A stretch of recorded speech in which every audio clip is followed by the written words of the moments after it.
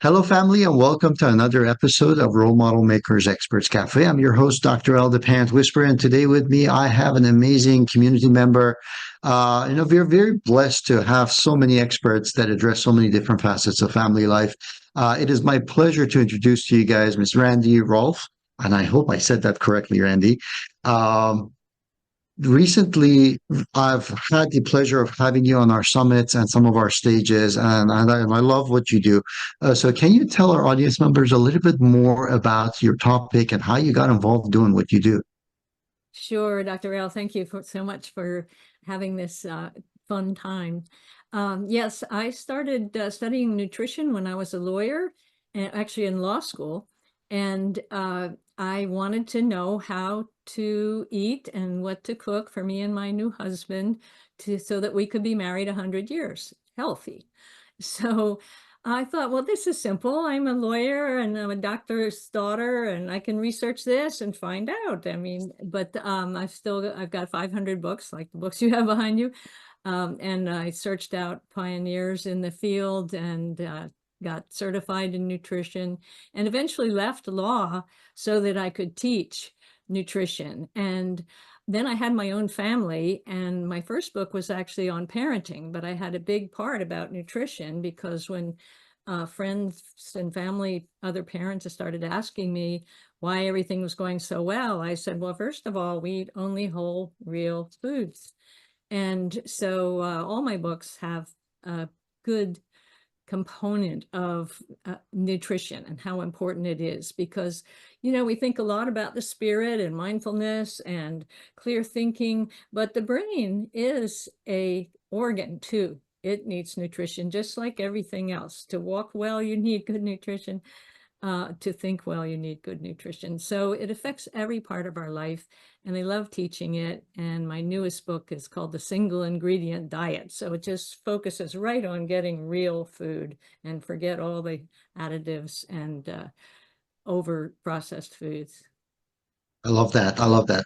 Randy, your journey over the years has been completely the opposite of mine because I started with nutrition, then went into parenting, and now I'm doing a lot of focus on international law as it pertains to family. So it's really fun to see that. Regardless of which order you take it, guys, though, all of it is really, really important. And when it comes to nutrition, Randy, I love your approach because I have seen parents that have been trying to find this magic pill or overcomplicate things. And unfortunately, with physicians, many times they don't even put nutrition as an option because they see the complexity of it and they're like, people just don't stick with it. They don't follow through. And so they never even give the chance to the parents to give it a try. So I love that simplification and the simplified approach. So let's talk about this because naturally there are certain challenges. We all know that we need to eat healthy, yet you can see the abundance of fast foods and the processed foods and everything.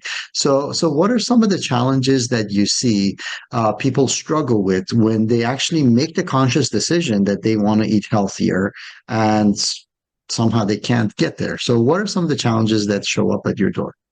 Great question, because there are a number of them. Often I find that people are already using medications and special diets to try to change their health or their family's health or a child with ADHD, something like that. It's very easy to get sucked into the idea that there's something wrong with the person and we need to medicate them or be on a special diet, when really the body is meant to be healthy. And if you give it what it needs, it will rebalance itself.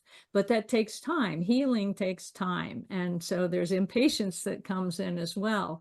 But if you really make a change to real foods and getting rid of the refined chemical foods, chemicalized foods, changes happen rather quickly. I didn't expect any changes when we changed over in, actually it was 1971.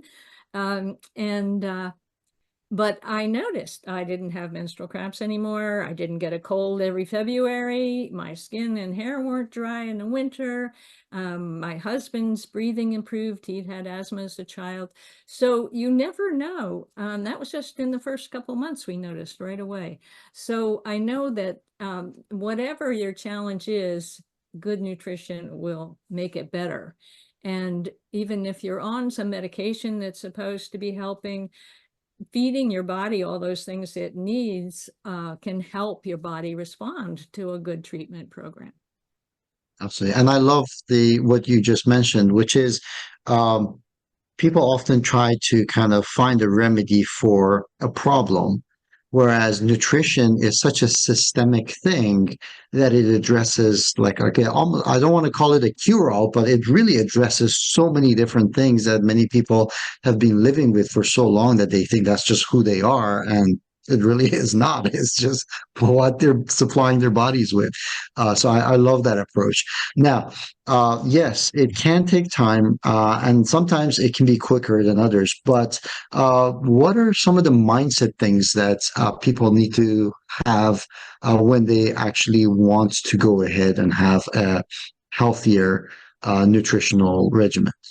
Oh, I love that question because there's so much propaganda against even realizing how important nutrition is. And even the word nutrition, it sounds like it's a list of nutrients, but it's not. Right. The body is designed to take in food, you chew it, you swallow it, then you have all this wonderful subconscious things that go on, but the body is meant to work. And so that's one of the main things I'm always teaching, that the body is designed to be healthy and everything's connected. So if you take in any kind of poison or even a medication, that it's supposed to do one thing, but it will affect other things. And if it's a strong medication, it might imbalance, so you need another medication. But food doesn't work that way. If it's real food, the body has a couple million years of experience of how to use it. So I always encourage people to follow traditions as far as how to prepare the food, but start with real food and as organic and whole as you can have it. And the other big myth that I'm always fighting against is this idea that we're living so much longer. This is why we're degenerating. Our bodies are giving up. They're only supposed to live till 50 or something, because the statistics from long ago were skewed because of high loss of children before 5 or even at birth. But today, in the last 100 years, statistically, we have only extended the life of a 50-year-old by 10 years. And that's not always the most beautiful 10 years either. You often struggling with a whole lot of different things. So by good nutrition, you can extend your disease-free life tremendously beyond the typical situation, especially with the obesity epidemic, which kind of points to all the degenerative conditions. And you pointed out to something really important, which is that it's not just the number of years, but how you live it as well. And they kind of feed off of each other, meaning that if you can't be an active human, one that enjoys life and does all the wonderful things that life has to offer, then you're much less likely to be able to stay healthy in the first place. So it's an uphill battle if all you're doing is in being in a hospital bed, being taken care of by machines and medicine and other people. It's much longer, harder to extend that life versus if you're active and you're going out to eat and you're meeting friends and you're having social time. Like that person is going to have a healthier and longer life just because they're doing all of those things and they're not even related to food, basically. But the food is a component that actually makes that possible, basically. So that's really cool to see that the quality actually happens to enhance the quantity as well. So that's really cool. All right, you mentioned a couple of times that real food. So can we define what real food is? You mentioned organic and whole. Uh, how can people, when they go to a grocery store, identify and differentiate real food from foods that look like food, but they're not really foods? Well, that's why I call it the single ingredient diet, that you look for things that only have one ingredient, if they have a label at all. I mean, you know what broccoli is, you know what a melon is, you know what a fillet of fish is. It doesn't need to have three other things on it. And you'll see some products now say only 5 ingredients. Well, make sure all those 5 ingredients are ingredients that you might already have in your kitchen. You know, if you buy a salsa, is there anything in there that you wouldn't put in yourself if you were making your own salsa? If there is, just put it back on the shelf. So, and organic, there are standards at the federal level. There are more strict standards at some of the state levels. California and New England has a standard. And whole means that they haven't removed the vitamins and the minerals and the fiber and the moisture. So you can get, you know, a dried prune, which has lost mainly just its moisture. But if you buy prune juice, you've lost the fiber and it's probably been pasteurized. So that changes how you absorb the vitamins and minerals and so on. So whole is as if you went to the farm and picked it, or you chose your lobster and had somebody clean it, or your pork. So it's as simple as possible, coming straight from nature. And luckily, there's a lot more effort counter to the high processing that's going on to regenerate real farming, where the animals are happy, the plants are happy, they're diverse, they're mixed, where they're not monocropping and spraying everything and using antibiotics on the animals and that kind of thing. I actually like that what you just mentioned because this is part of like we're victims to our own creation basically here. That in order to ensure that everybody has access to as many different food types as possible, one of the things that we have done is inadvertently genetically modified and also altered things in such a way where the taste stays consistent regardless of the process or the product, basically. And so when you look at foods, they taste the same as they did 10 years ago. That's quite an achievement, if you will. But at the same time, that has done something to the food where, as you said, it's not real food anymore because real foods are different. Oranges look different one from one to the other, and they could taste different and all that stuff. So we've kind of engineered a lot of that out of our products and produce. So that being said, what are some of your tips and techniques so that well, I know that there's planning and preparation, but when it comes to, especially we have families here and parents that are, what are some ways that we can actually teach this to our kids through role modeling the behavior? What are some best practices when it comes to day-to-day life? Yes, I love the role modeling idea totally. When I worked with families who I remember workshops, I would put the organic vegetables here and the typical commercial vegetables there and have them taste them. And I started hearing the kids saying, "Mom, why don't our vegetables taste like this one?"